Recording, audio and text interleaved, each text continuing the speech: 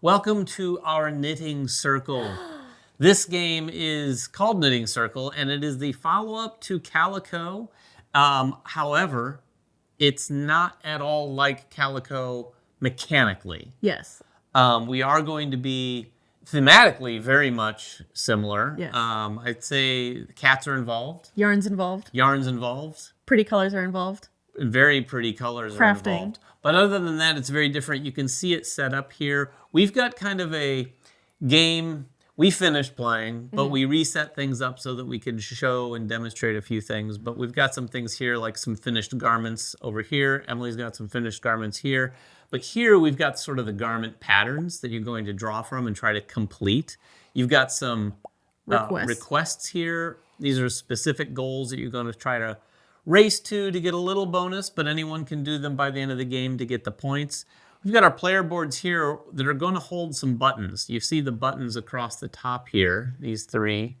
They represent 3 different categories that you're shooting for. Yeah, so your buttons can give you either goals to complete with the different colors, with the different pattern, or with the type of garment you're going to do. So like right now I was working on a mitten because I have a button for the mitten. Yes. I'm trying to get it to be either solid or symmetrical. So I want either this to be all purple or at least like say purple, blue, blue, purple. Yeah. So it's symmetrical. And then I either want to have 2 purple or a combination of purple and green or 1 pink. Yeah, so you can actually, when you complete a garment on your turn, and we'll get to that in a second, you're going to be able to put any of the buttons on here. You can't put 2 of the same type of button on any one thing.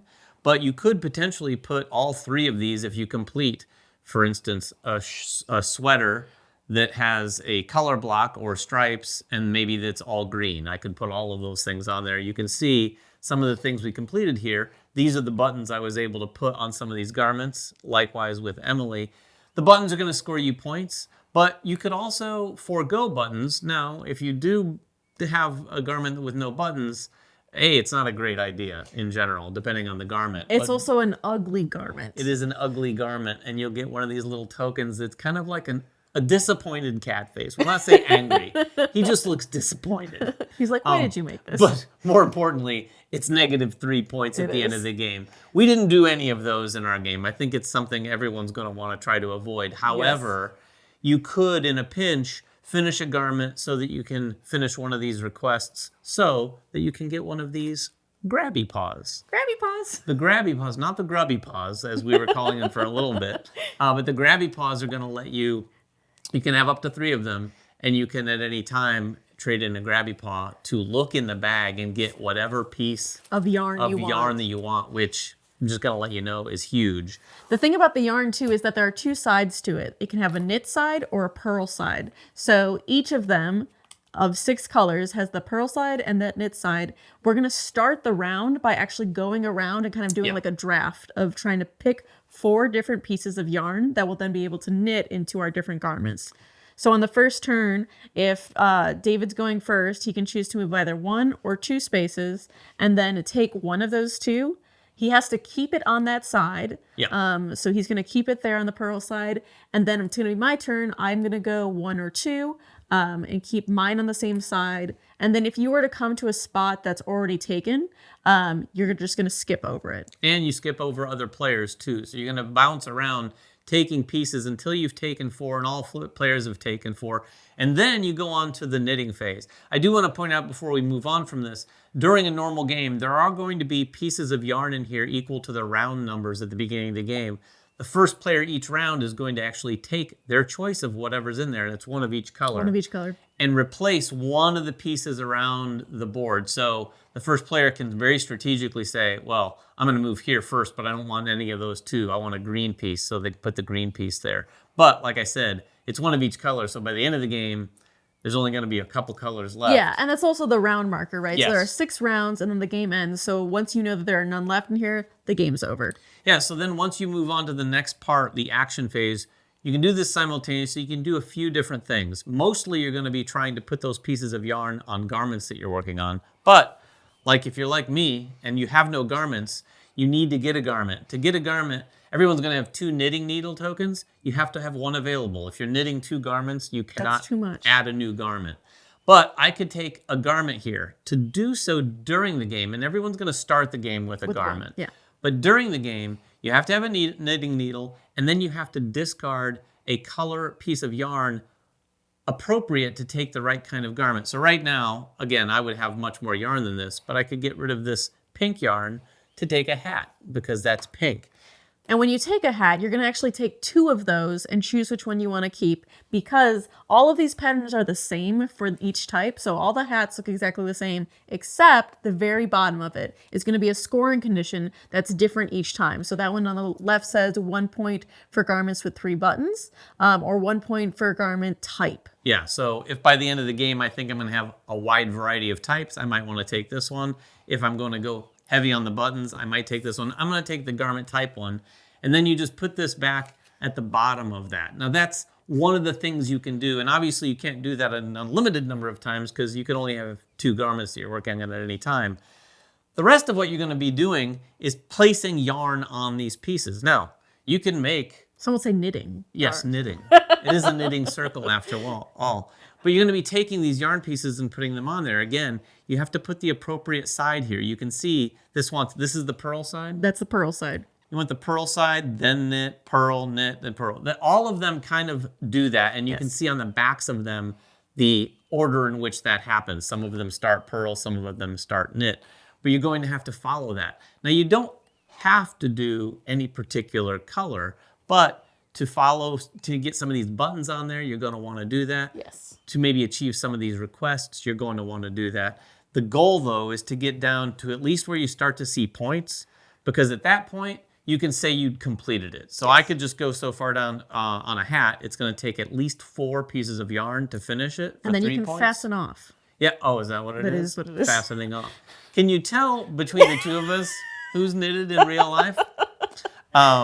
But yeah, and as you can see, there's some bonuses on these. Most of the garments will have this icon here, and once you cover that up, you can randomly reach in the bag and grab another piece. You might get exactly what you need to keep going on that garment.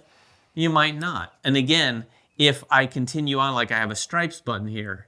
So if I had purple, then a different color, then purple again, then the same color as the other one, and then purple again, I could get the stripes done. Or you might just get the stripes done by not completing it. If you only have 4 tokens and you don't want to wait for that last one, you're just giving up 3 points, but you're getting a garment done. You're freeing up space to do another garment. Yes. But you're only ever going to have 4 plus maybe 2 extra pieces of yarn. Yes. At the end of the round, any yarn you haven't used is going to go down to your own personal basket. And when it's here, it can actually flip to either side. Yeah. However, you can only have 2 pieces here at the end of the round. So you don't want to keep a whole bunch of stuff for the next round. Really, you only want to keep 2 at most. And like you said, a lot of times you're using it right away to knit, so that way you can have some garment done. You can have your buttons done. And at the end of the round, any buttons that you use, so if I had used these to complete this one, I'm going to refill those buttons with new ones. So I want to make sure I'm using them kind of strategically throughout the rounds. Yeah, so to relate this, if you're familiar with Calico, Calico is very restrictive, right? Yes. Like you have those scoring goals in this very confined space, and those are what you're going after.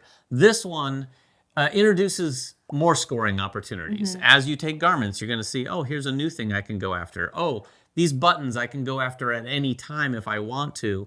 The thing you have to remember is you want to at least try to get, in my opinion, 1 button on a garment. You have more flexibility, but it's not incredibly flexible, right? Like you have even the ability to if this is on the wrong side, I can flip it if I give up a whole nother piece of yarn. And giving up a piece of yarn is a lot. I'm only taking 4 pieces of yarn around. So I'm giving up 25% of what I took just to flip this to the other side. So it is a little bit more you have the ability to do things a little bit differently, but it's still at the heart of it going to be you're trying to make efficient use of these yarns and these patterns. Yeah, and just to give you a sense, we completed in the game we played, I completed, 6, and you completed 5? I completed 5. And you were working on a mitten. I was not working on anything at the end of our game.